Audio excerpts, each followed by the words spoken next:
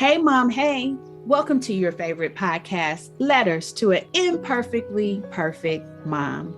This show delivers parenting, positivity, and a promise for moms to know we don't have to be perfect.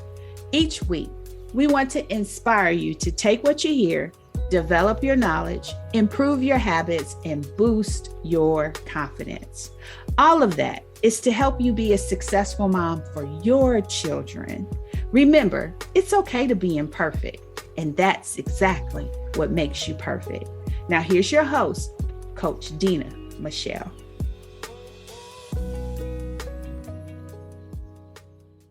Hello. We are here this evening to talk about stress. I did an interview last week with an amazing guest of mine, and I want to try and get more guests on. So if you haven't checked out the Thursday for April 7th, you should go ahead and go check that out. It's especially if you are a mom who is in business or who wants to get in business, you definitely want to go back and check out that episode. So this one, I just wanted to do live and try and do something different. So I'm just doing a bunch of different formats to see which format I am liking better. I really am enjoying the interview style of the podcast. And so now I'm going to try and do where I am live in front of audience and see which one I actually like. So if you guys come on and definitely want to be a part of the panel or discussion or be a guest, you definitely can let me know, put that in there, so then that way we can get you on as a guest. But this evening, we're going to talk about stress. And so if you have questions about stress, you can definitely go ahead and put those in as well.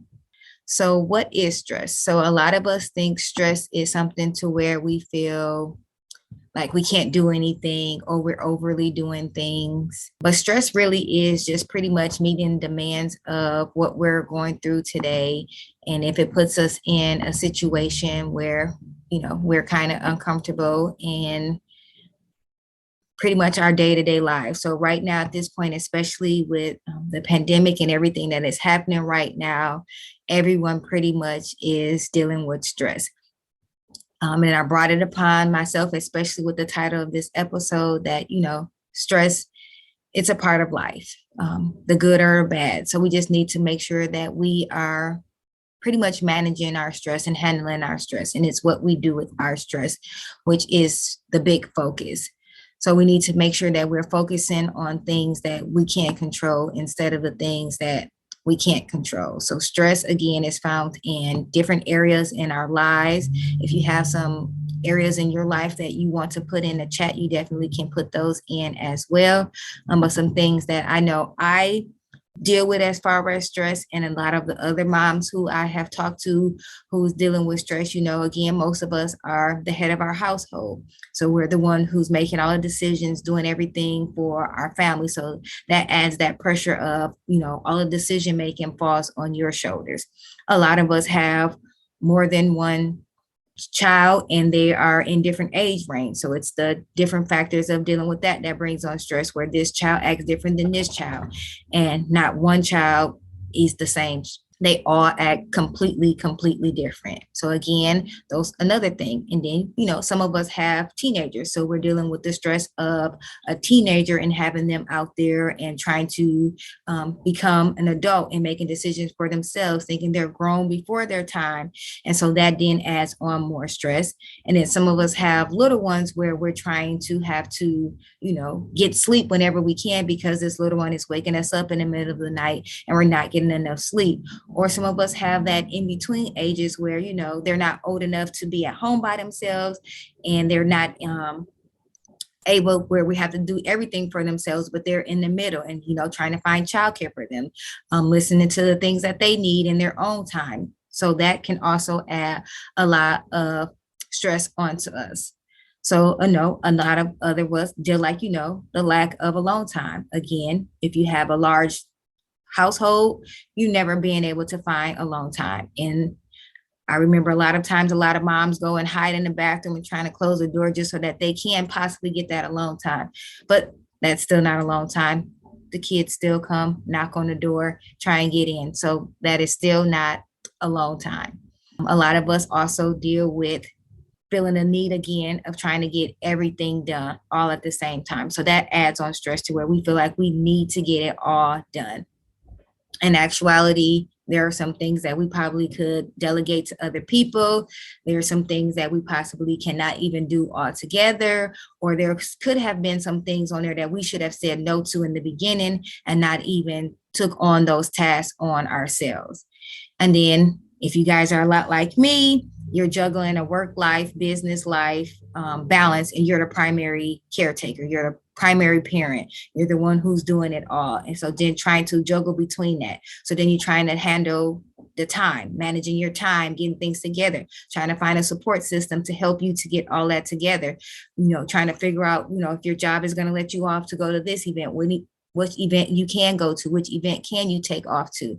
So again, juggling those things. And then my favorite, famous, I can't really say favorite because it's a thing that I dislike the most, but the one that has been a lot of talk about and a lot of parents talk about and a lot of moms talk about is that mom burnt out, or what I label it as exhaustion.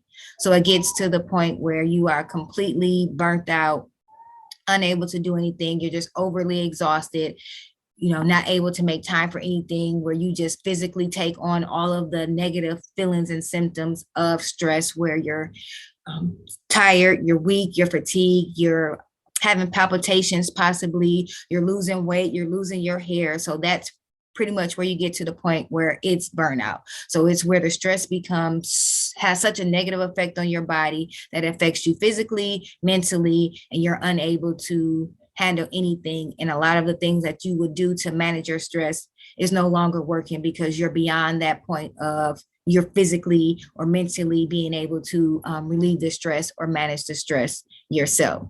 So some things that you can do for that, again, is, going to seek in that medical help. And a lot of us are strong because, moms are made to be strong.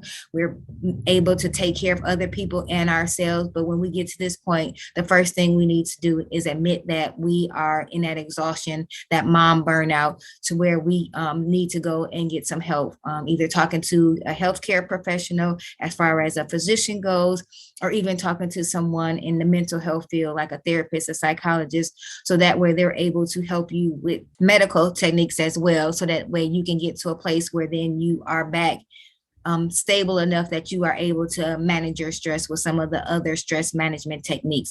So don't ever think that there is not enough hope or you can't get hope. The thing is, you have to admit it and then go forth and seek and get the help. So if you ever get to that point where you feel like you are exhausted or at that mom burnout, definitely reach out so that way we can get some resources to you. So then that way you're able to take care of yourself first. So then that way you're able to take care of your children, because they say you can't pour from an empty cup. How can you give to someone something that you don't have? So again, if you get to that mom burnout or that exhaustion period with handling stress, make sure you reach out to a healthcare provider, whether it's a physician or a therapist, or you can also reach out to us if you don't have those resources, so we can get you those resources as well. Another thing, I don't know, I think I threw this one in there. I don't know if anyone else has this, but mine is I get stress or an increase of concern when it's due to the care of my children. So when my children are not being cared for or taken care of properly, that then adds stress onto me. So making sure that they're at the things that I feel is important adds stress onto me. When they're stressed out or when things are bothering them, that adds stress onto me as well. So that is something else that a lot of us have. The concerns about our children. A lot of us have children. Again, we're nurturers. We want to take care of our children. We want to make sure that they have all that they need. So we definitely can possibly add on some stress from them taking care of us.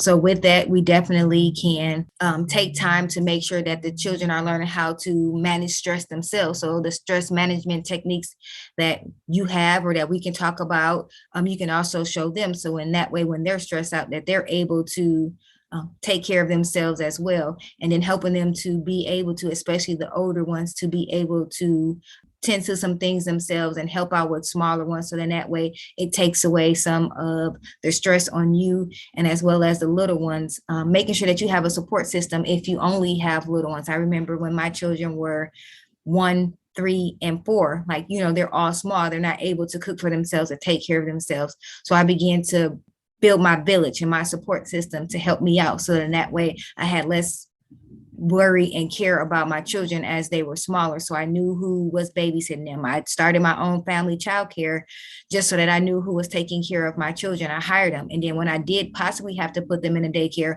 I interviewed the teacher as if I was hiring them personally for my daycare. So I interviewed them like, what are you going to do for my children? In the moment that I felt like my children weren't safe, I removed them because I didn't want to have that stress on me that, my kids are in a daycare that I don't want my children to be in, or I didn't feel safe for them in, because then all day while I'm at work, I'm worried about my children. I'm stressed out about my children, and that's not going to help me to be effective at work. Another big one that a lot of parents and moms have talked to me about is relationship issues and that adding stress and pressure on them. With relationship issues, we just have to make sure that we're in healthy relationships. So again, making sure that the choices that we choose in the relationships that we are in, that they are healthy and that we set boundaries in those relationships. And if the relationships aren't healthy and something that we need to get out of, again, just like with the exhaustion and burnout, making sure that we are seeking that help that we need so that way we are not in any situations that are harmful to us. So possibly reaching out to shelters, reaching out to friends, reaching out to family members, reaching out to our support system. And again, if we are in one of those situations and we are afraid to get out of, building a support system around that area. So when that time comes, you have that support system around you as well. So again, relationship issues are a big thing that we do deal with and adds a lot of stress to us because, we're all humans. We're made to love. A lot of our time we pour out our love to our children, and we want that love poured back into us. So we seek those relationships. And these are not just relationships where I'm talking about with our partners or the father of our children. These are not just relationships. I'm talking about relationships with other family members. I'm talking about relationships dealing with friends, co-workers, whatever relationship that you may have, making sure that we have all those relationships and all of those relationships are healthy and that we're setting those boundaries in all of those relationships and knowing when to cut the ties of those relationships. Another one that some moms have talked to us were, especially now again with COVID, where a lot of family members have been sick and fallen ill, or they also have parents who live at home with them who are older and they have to take care of. So being a caregiver or to other family members has also been a stress on a lot of moms because again, we're that nurturer. We want to take care of everybody and we want to make sure that everybody is taken care of. So with that, making sure that you have a support system. So while you're supporting and taking care of your children and possibly other family members, making sure that you have a support system. And a support system can look like the doctor for the people who are around you. It can also look like the people who you would have, like as far as taking care of the people. So like if they have CNAs coming in, nursing assistants coming in, if they have a nurse that comes in and take care of them, that is part of your support system.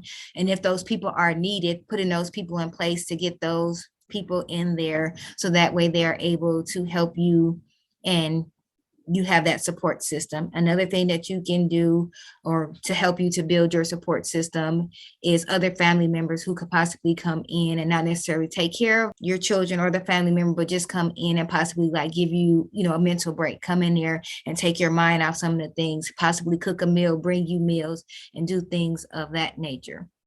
And then again, just like with parents being burnt out from being a mom and having that exhaustion, you can also get that exhaustion from taking care of a lot of other people. So making sure that, we see those signs of being that burnt out again, which can also be depression, dealing with your emotions, like you're unable to handle this stuff, taking on again workloads that are unable for you to complete. And then again, with all of those, making sure that you are, again, setting those boundaries, delegating things to people. So then that way you're not taking on that complete burden of what you have. Another thing that moms say that they deal with when they are being stressed out is an overschedule for their children and their families. And I am guilty of this one myself because I do have 4 children, 17, 16, 14, and 6. And majority of them are in sports and some of them are in multiple sports. So this is one of those big things that I am guilty of. And once my 17-year-old gets his license, that'll help me. So that's, one of the things that I've been doing to where our schedule is kind of overbooked with activities that they're in. They're in basketball, they're in track as of right now. But at one point it was football, basketball, and then track. So it was like, them getting prepared for all of that because the seasons are coming up, weightlifting, doing those things. And then I have, my 6-year-old who wants to get into soccer and doing all that. And then my daughter who has her activities where she meets with her committees and her friends and stays after school. So it's a lot of moving pieces as well as that I am working. So with an over scheduled thing, my suggestions for you so that way you're not getting stressed out when you have that over scheduled thing is, again, making sure that you have it all planned out aside. And then also in that over schedule, and the one thing I do set in there is a time for me to have my 15-minute breather. So in between things, I'm able to take a moment and pause. And then if I'm unable to take a whole 15 minutes to pause, I'm at least taking 30 seconds to a minute to actually just sit there and quietness and breathe. So then that way I can move on to the next one and not have to deal with the stress of the previous one that I did. Again, I can't say it anymore. The support system, that is actually the key to dealing with a lot of the stress that we have, is making sure that we have a good support system. So with that, I do have a support system where sometimes I'm unable to pick up the students or my kids from track practice. My brother will grab them, which, the kids may be a little upset about it because they have to stay after 30 more minutes until he's able to get there, but at least they're getting home, and it takes stress off of me. It takes pressure off of me, and having that them home safe, and then knowing that the person who's picking them up is somebody who I can rely on to get them. So again, that is something that helps me. Another thing with overscheduling, which may take less stress off of you, but may add stress onto your children or things of that, is saying no. So some things so that your schedule is not overbooked or not overscheduled is telling the kids, this thing we're not going to be able to do. So no, we're not going to be able to add this on. No, this may not be a part of our schedule. And a lot of times I find if I say no to them, they'll make arrangements. They'll call somebody else, they'll talk to somebody else to be able to get them there. And then again, making sure that the activities and things that you're doing, again, is not stressing you out. So if there's some things on your schedule that you are unable to do, go ahead and say no. We do have a comment. I think I overschedule outside of my family capacity, like it bothers me and them. So then if there are outside activities and you're overscheduling and you're the one who's overscheduling the activities and the things, again, it's that saying no. So making sure that the activities that you're doing, I would suggest, me personally, money producing activities, I feel like will always take precedence. So, put in those activities first because you're going to need the money for your family. And those are going to be the ones that are going to add stress to you because you're going to be like, I could have been making money in this activity and not. So the other activities that can possibly be like having a meeting with someone that's not going to actually produce any money or do anything, possibly, rescheduling that further out, or only having one day a week where only this one day a week I'm going to have just those meetings or things or whatever that, if they need to be canceled, they can be canceled, or, a certain time frame where these can be canceled because the children might need something. So having that schedule out there to do. And then another thing that we used to do, which I need to get back to, I need to put back up my dry erase board since we moved, is I had a dry erase marker calendar, and we'll mark off the things that we do and we have. And again, things that were prioritized would be red. So then that way the kids knew this was something that could not be changed. And then I would have another color where it was pretty much tentative or it could be changed. And so then that way they knew what to do, and the kids would do the same thing. So this was something that was a red priority for them, and therefore, did not want it to be changed or moved. So then that way that helped us to know that I'm not booking on time that should be spent with them, and they're not scheduling things on time that could be spent with them. And another thing that a lot of them said was feeling like you're doing too much or you're not spending enough time with your kids, was kind of one of the things that we just was talking about. So when you feel like you're doing too much and you're not spending enough time with your family, you have to realize what your priorities are. And, some people priority, maybe I understand that I'm not spending a lot of time with you, but just explaining that to your children, where right now is a time where I need to make money to build these things up, but then still making sure that the time that you do have with your children is quality. So it might not be the quantity aspect of it where you're not spending enough time with your children, but make sure the time that you do have with them is quality time. So if you only have 15 minutes a day to spend with each one of your children, make sure that 15 minutes of that day is spent with your child, with what they want you to do, and uninterrupted. So that means you putting your phone down, you don't have your phone, you don't have Facebook up, you have nothing up, and you're spending just that 15 minutes time with your kid, because they'll appreciate that 15 minutes of you spending quality time with them faster than they would spend you spending 365 days with them, and you did a bunch of nothing that they didn't want to do. You was watching TV the whole time. You were on Facebook. You weren't paying them any attention. You were talking to somebody else. They will appreciate it so much better if they have 15 minutes of uninterrupted time with you, to where you were doing what they wanted for that time period. So as far as I say, if not enough time, whatever time that you do have, making sure that it is quality time for that child. And if you have more than one child, make sure that you have set aside that time for each one of them to do something that they want to do, because a lot of them don't want to do the same things. They don't like the same thing. And again, making sure that that time that you spend with them is quality. So if you know you're only going to have an hour a day and you have 4 children, 15 minutes with each child, spending what they want to do as a quality time, and let them know, hey, it's 15 minutes. What would you like to do with your 15 minutes each day? Or if you know you only have an hour a day and the kids want to do something outside of it, this day is your day. I'll do something with you for an hour. This is your day. I'm going to do something with you for an hour. So that's how you can get that sense of where you feeling like you're doing too much and not spending enough time with your children. Because again, quality is so much better than quantity. So you want to make sure that the time that you are spending with your child is quality, and it's things that are going to make a greater impact on them.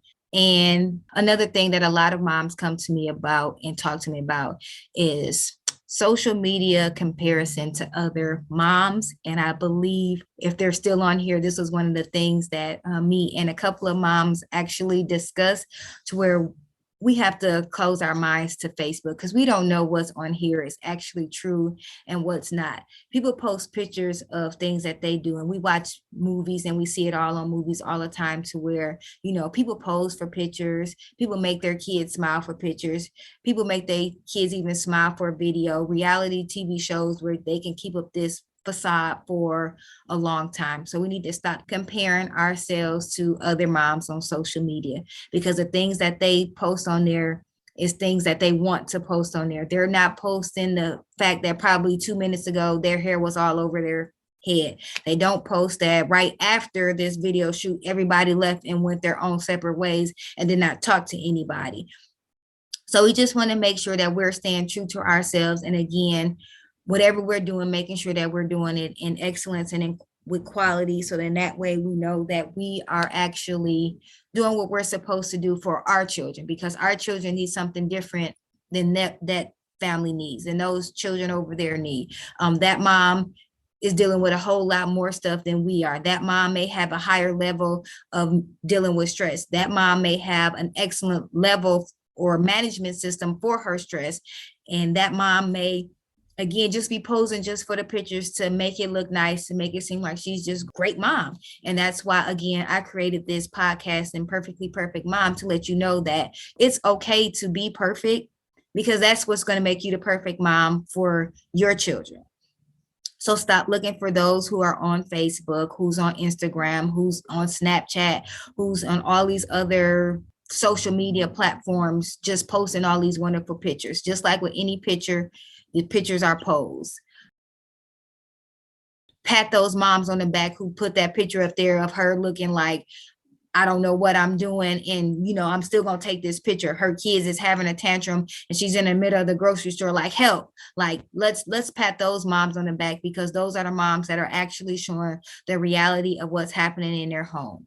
So stop comparing yourself to moms that are on social media. That's just going to add stress to you. So the easiest way to not add stress onto yourself with comparing yourselves to other moms on social media is to stop. Another thing that moms said that they were dealing with and or needed help with is the unrealistic demands of a career or having a business.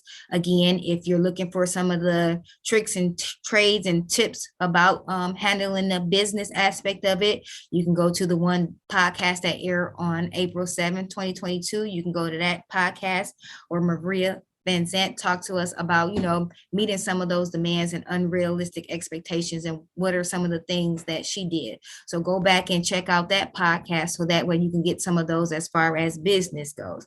As far as like with supervisors and a career goes, you need to just make sure, again, what your priorities are and what you want to have. So if the job is something that is needed and something that you have to do, just sitting down there having the conversation with your supervisor or your boss and letting them know these demands may be unrealistic. Are we able to sit here and figure out what we need to do, so that way I can make sure that I am being who I need to be outside of this job, if the job is really right for you, and figuring that out. So the easiest thing to relieve stress off of you is just going back and figuring out and getting the real life expectations from your supervisor, and then giving your supervisor real life expectations from them as well. This is a two-way street. You're expecting your supervisor and your boss in your job, to treat you as a human being, because we are human beings first. I'm not saying go in there and get crazy and ruthless to where you no longer have the job, but going in there very professionally and making sure that the expectations and the demands for your job description are very clear. And if something is unclear, making sure that you get clarity for those things as you go. So then that way you can keep your job at the same time, again, reducing the stress that you have. Some tips or whatever, again, for helping you to manage your stress, or to reduce it a whole lot or not add on to it. Again, having those healthy boundaries and saying no. There is nothing wrong with telling people no, especially, again, if there's expectations or things that you're unable to do.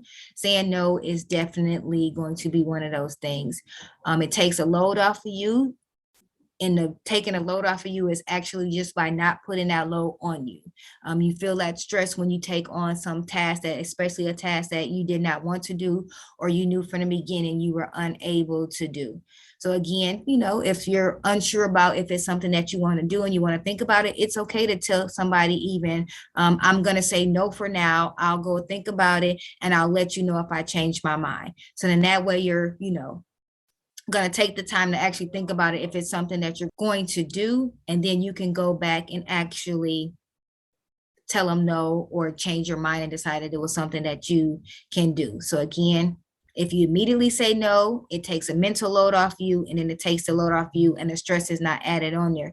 If you know that if you say no, that worry and that stress is going to be on your shoulders, the easiest thing to do so you don't take as much stress on is to say, I'm going to say no for now, but I'll go and think about it. So say no first, tell them you'll think about it, then actually go think about it, evaluate it, the pros and the cons, or whatever is going to help you to do to feel better with saying no, and then go back and say no. Unless you absolutely know that you're going to be able to take on that task. Other than that, still say no, but go think about it and let them know you're going to think about it.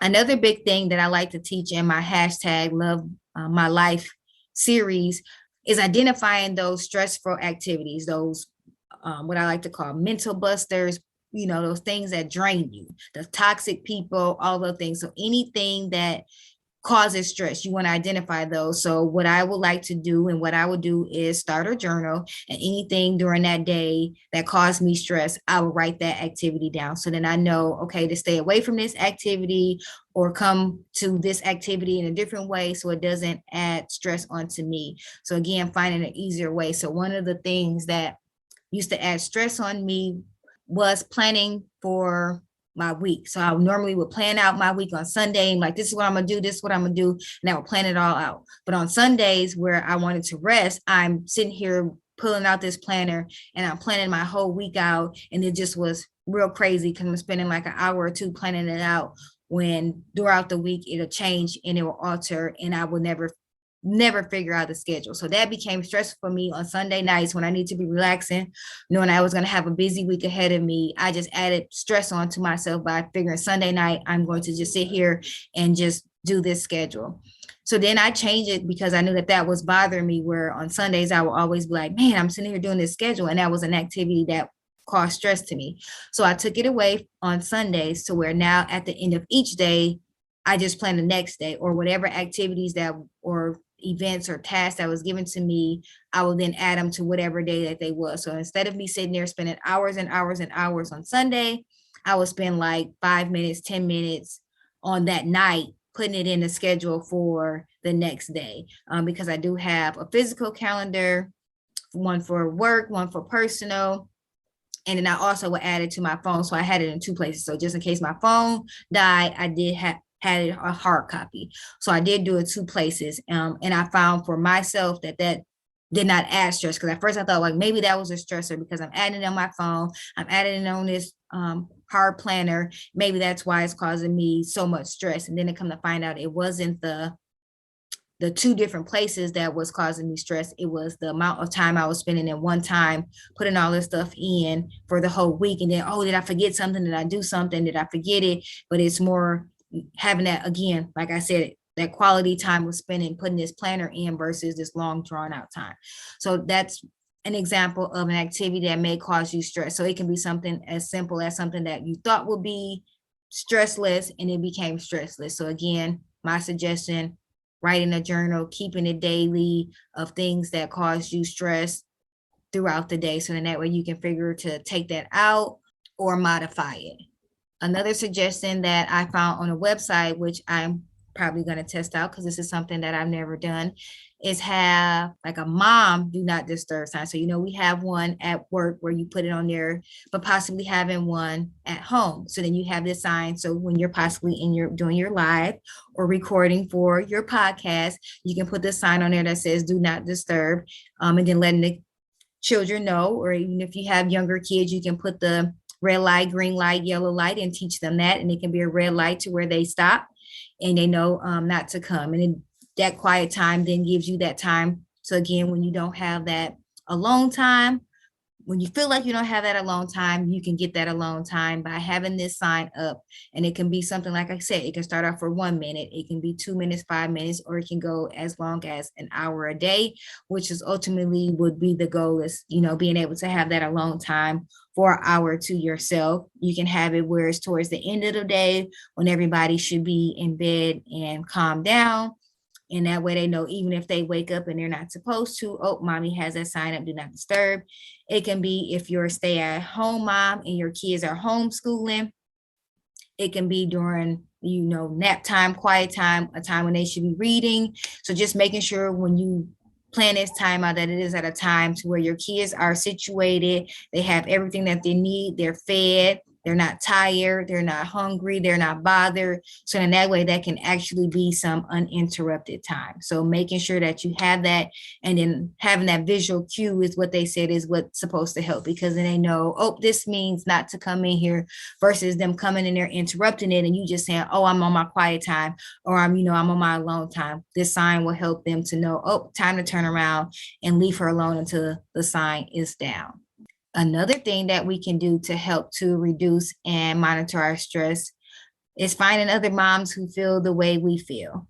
So again, support groups, having that support system, finding that mom who is feeling exactly what you're feeling. So that mom who stay at home and homeschool her mom. So making sure that you're a part of that group with other moms, so they're feeling your pain. They're at home homeschooling, you're at home homeschooling, and you guys can swap ideas of what to do.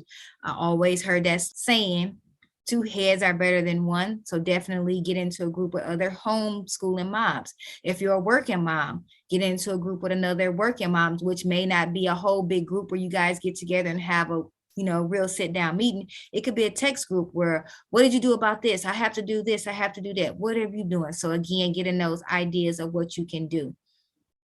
Again, there's a lot of abundance of online groups now, especially with the pandemic and everything that's happening, to where now virtual meetings are a thing. So instead of going to a coffee shop now and talking to that mom who's going through what you're going through, you can possibly find a group like this or other groups that are more geared towards exactly what you're looking for and exactly what you're struggling for. So again, making sure that you're getting in those support groups so that way you guys are going through it together, because it's easier to go through something together than it is to go through something apart. And making sure that the group that you're in, you guys have the same goals and minds, or you're dealing with some of the same things. You don't want to be in a group that's not going to benefit you as well as you benefiting the group and getting the most out of it and helping other people who are around you, so that way they are becoming better and you're becoming better. Another thing that you can do, which I just started to do as well, is taking an inventory of what your children are strong at or your child is strong at, and then kind of using that to your advantage to help around the house. So, creating chore lists. A kid is not too young to start doing chores. 2-year-olds can start to clean up after themselves. They can start to help you make the bed. It's not going to be perfect, but still let them help you. So doing those things help. So then, that can be their strength. You have some older children, and some of them like IT work and building databases. They can help you create the whole chore list and put it together and get excited about it. Everybody loves money. So again, that's another thing that can be helpful with that. So ensuring that you have that it doesn't always have to be money or pay. You can pay them as far as, again, that quality time, or extending it out to where date night. So, you do all that you need to do, and then, you'll have some quality time with me. I'll carve it out. We have open space on a calendar. You can pick an event. You want to go hang out with your friends. This time can be allotted for you. So it doesn't always have to be money for things that you can get them to do. But you do want to be able to get an inventory of things that your household members are good at. Again, things that they need to do. You want to make sure that you have those tasks assigned to them. And then if there are some tasks in there that nobody in the house is good at, nobody wants to do, trying to figure out a way that you can get your support system or people outside to come in and help you with those things will also help to reduce some stress, because no one in our house likes cleaning. So we can possibly have someone who comes in and possibly clean. The thing that we're doing now is don't make a mess. As soon as you make the mess, clean the mess up. So then that way there's not a huge mess to clean up when you're just cleaning up your small mess that you have. So again, making sure that you know what everybody's strengths are and play to those and have those be tasks and things that they can do in the house. Know what everybody's weaknesses are, so that way you can build upon having someone else do that, by either having someone outside come in or learning to manage it within the home. And like I said, as far as what we do, where, if a mess is made, immediately cleaning it up versus allowing it to sit there and then we have to clean up a bigger mess later. Another one that reduces stress and helps is, again, another one of my favorite: movement, getting around, exercising. So not only does it help with weight loss, it helps mentally as well. So exercising, dancing is a great way to improve your mental health. You don't have to get in a marathon. You don't have to run. You don't have to be in the gym. You don't have to do anything. It can just be a matter of, as you cleaning up, just kind of dancing, walking in place, walking with a friend, talking, as you're walking with somebody, so you can walk and talk. And then that way you're doing two things at once. You're mentally forgetting about your things and letting them off, but then you're also physically getting those things off as well. Walking, taking the stress off as well, or even going to a gym can also help. It doesn't have to be, but it can be. Joining the gym can definitely help you mentally as well as physically.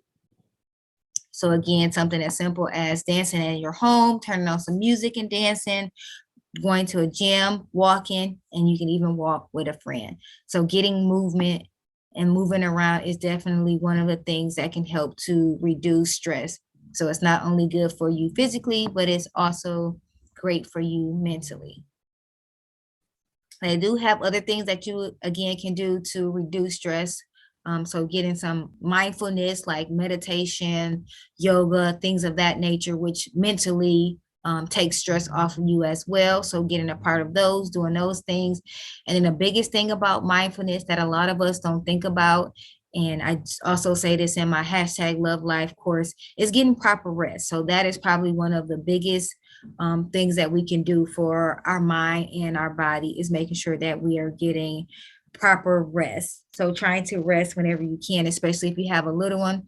The key thing is when they're napping and they're sleeping, you should be napping and sleeping as well. And if you're unable to actually fall asleep, at least mentally sitting there and resting at that time definitely can help. Again, meditating, deep breathing, sitting there again for that time and just not thinking about anything, not doing anything. Another mindful activity, again, is writing things out. So anything that's bothering you, stressing you, or things that are on your mind, just writing them out definitely is another mindfulness thing that takes stress off of you as well. Another thing, and I also talk about this in my hashtag love my life series, is getting around and being social. That is also something that is another thing that we need to do. We are made to be around other people. We are made to love. So that is another thing. So again, finding that social support. So some people out there, again, you can get into mom groups. You can be a student in a class, or you can teach a class if there's something that you're good at, something that you want to do. Make regular time to be with your friends, something outside of your children. So I know, I said date your children. That can be something that you can do, but you also want to do things with your friends. If you have relationships, catering to those relationships outside of the kids. So with your husband or your partner, your spouse, spending time with just you and them, leaving the children at home, can definitely be something that can help release some stress off as well. Again, just being around other adults outside of your home can definitely help you release some stress. So getting involved socially is definitely a way to help you manage your stress. Another way that you can deal with stress is calling a therapist. And I know a lot of us, again, I'm saying it again, don't really want to get that help. We feel like talking to a therapist is something that is a bad thing. It's nothing bad with it. It's nothing wrong with it. It's just like going to the doctor when you feeling sick. So if you feel like you have an itchy throat or a sore throat and you want to go and make sure you don't have strep or you don't have COVID, that's the same thing. So if you feel a little depressed, you feel a little anxiety, going to a therapist and getting help, there's no difference between the two. So again, talking to a therapist, talking to someone who has the right techniques to give to you is definitely going to help you to reduce stress. And it's going to also help you to figure out if you really have depression, if you really have anxiety, or if it's just the stress that are on you. So definitely making sure that you talk to someone, and it could just be nothing. It just could just be a little bit of stress, and they can give you a couple of stress management tools, and that could be it. Or it can be something very serious to where you may need some other things to help you. So just making sure that you go and visit them so you can find out exactly what it is. And again, if you need help with finding someone who's special or someone just for you and in the areas that you need as far as a therapist go, don't hesitate to reach out to us, so then that way we can help you to get to those who you need. Just want to leave you with some thoughts. Everybody's dealing with stress, again, especially now due to COVID being here. Everyone is dealing with some type of stress. Now, the thing is, where we all become unique and we all become individuals, is how much stress are you really dealing with? There is a such thing as good stress. The good stress is when you have that feeling where you have to get something done immediately. Another good stress, again, is when we're having to protect our children. So we just want to make sure that the stress that we're using is something that we can use our adrenaline to get stuff done positively in a positive way. And then again, we still need to find a way to release that and get that off of us, so that way we are able to relax and move on to the next thing in our lives and not continuing to hold it on. So again, make sure that if you need something, that you're dealing with how to manage your life, you're getting out there exercising, you're talking to other people socially, you're having your children help you to whatever strength that they have, no matter what age they have. They all have a strength, even if it's a little bitty baby that you just have. Their cuddling, their laughs, their smiles, them looking at you relieve stress. So looking to your children is also a good thing. Again, looking for their strengths and their weaknesses. And again, remembering to enjoy life. The little things right now can make you so happy and so joyous. So every day, take some time to do something that you enjoy, something that makes you smile, something that makes you laugh. Again, that's going to help you to reduce your stress that you have in your life. And again, it's going to help you to enjoy everything that your life has to have to you. Again, hashtag love my life, because I am loving it and I want you to love yours. And I would like to close with remember. Oh, I forgot the big question. My imperfectly perfect moment with dealing with stress. I'm going to tell you guys my stress moment. So my imperfectly perfect moment with stress goes back to last July. I lost my grandmother recently, was going through changes with my relationship, and I was traveling from Milwaukee back to Arizona. And at that time, I wasn't drinking enough water. I wasn't taking care of myself. And in Arizona at this time, if you don't know, it's probably like 115 degrees, 117 degrees, like every day. So I get back to Arizona, and my perfectly perfect mom moment was when I went to go try and get my nails done, thinking I'm doing a stress management type deal. I'm getting my nails done. I'm doing something for me. This is self-care. And I was getting my nails done.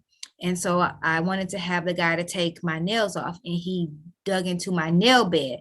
But as he dug into my nail bed, I began to smell the fumes. I began to get lightheaded. And so I called myself going outside to get some fresh air. I don't know if it wasn't fresh air because it was so hot. I don't know if it was the pain from him digging into my nail bed or the fact that I was dehydrated, but I passed out. And so in that moment, I had to call my daughter to let her know where I was and what I was doing, because I'm sharing my location with her, and she sees that I'm not where I was supposed to be. So I had to talk to my daughter at this moment. I knew exactly where I was. I just passed out for a moment. They said I had a syncope episode from me not being able to manage and handle my stress. So in that moment, I had to still continue to be trying to be a mom and be a strong mom, as I, wasn't taking care of myself, making sure that everybody else was okay. So in that moment, I had to really then step up and do my hashtag love my life moment, to where I had to realize that I had to get the proper sleep that I needed so I was able to take care of my children. I had to make sure that I was drinking enough water so that I'll never be dehydrated ever again. And drinking drinks just wasn't cutting it, because I would drink coffee and juice, which coffee is another thing that causes you to be dehydrated. So making sure I was drinking enough water, getting enough sleep again. And then I also had to make sure that I wasn't taking on stress that was not my stress. So I had to give people stress that was theirs. I had to tell them, no, I'm not able to do that. And again, because I'm a helper and I want to help everybody, I will feel guilty with not being able to help them. So again, I adopted that phrase. I'm going to say no for now, and I'll go home and think about it, and I'll let you know if I change my mind. So then that way, if you never let them know, they should know that their answer is no. So then I began to adopt that change. As of now, it's coming up almost on a year. So I'm doing good with that. And again, I am practicing managing my stress. So this was another one of those things, like I said, going through a lot of those topics, I had to learn the hard way on how to handle and manage stress. And that was one of the things that I promoted to everybody, to my teachers that I was training, to other parents that I was training. But actually living it out myself was probably the biggest and hardest thing that I had to do. So that is my imperfectly perfect mom moment. If you have any imperfectly perfect mom moments dealing with stress, you are more than welcome to let us know. You can contact us on Facebook, Instagram, or you can always email us. Remember, it is okay to be imperfect, because that's what makes you perfect. If no one told you that they love you today, remember, I love you. Dear stressed out mom, If you're anything like me, you feel that guilt of the stress on your shoulders, not wanting to do anything, not wanting to get out of the bed. You're exhausted by the end of the day if you do decide to get out of the bed. I see you pulled in 100 directions, trying to make everything work for everyone else, again, without a second thought of yourself. You're running late to take the kids to school. You're frustrated. You're angry. You lost all your patience, which leads to you yelling. The yelling leads to you doing something you didn't want to do. That leads to guilt. The guilt leads to more stress. I see you. I see you working day after day, either your business or on a job. It depletes your energy and it makes you feel like all you're doing is trying to survive.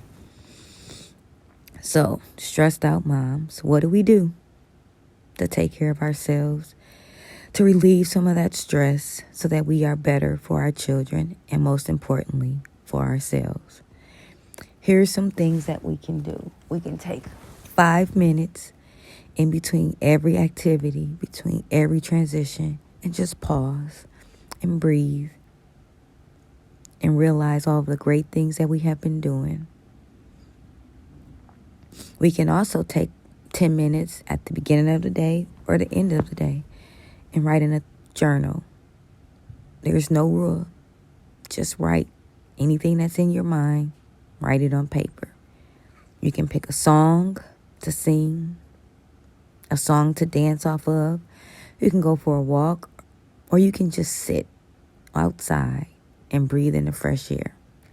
Treat yourself, whatever that may be.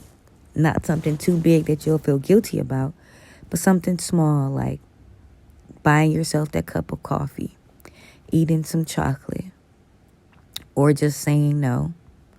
You can call a friend and have a conversation. Meditate. Give yourself permission to cry. Let it all out. It gets better. Take a bubble bath. Paint your own toes. Give yourself your own facial. Wash your hair. Deep condition it. Style it. Watch it on YouTube to learn how to style it. Bake cookies. The thing is, get into a habit of taking care of yourself. You'll find yourself feeling lighter and rejuvenated. You'll see the effects trickle down again to your family. Because when your children see that you're taking care of yourself, they'll learn to prioritize their own self. And I have said this in several letters. Because taking care of yourself will not only help you take away the stress, but it'll help you to better understand yourself as a mom.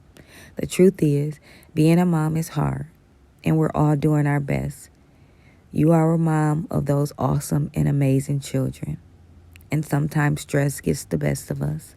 But just remember to be kind to yourself and to take care of yourself. You deserve it. Love, learning to be less stressed mom.